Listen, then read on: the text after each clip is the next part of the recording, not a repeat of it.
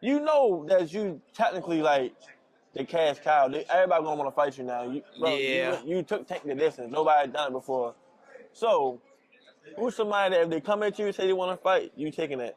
The champions for sure. I know the rematch is going to happen 9 times out of 10. I ain't gonna lie. Okay. I know it's going to happen. But after that, it's up.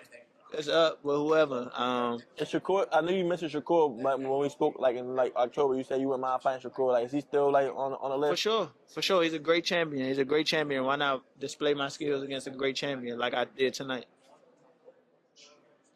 100% for a fact. I like Lamont in the rematch. You were one of the few that kind of picked Lamont to begin with. Why was that? I sparred with Lamont. I knew that he was a good fighter.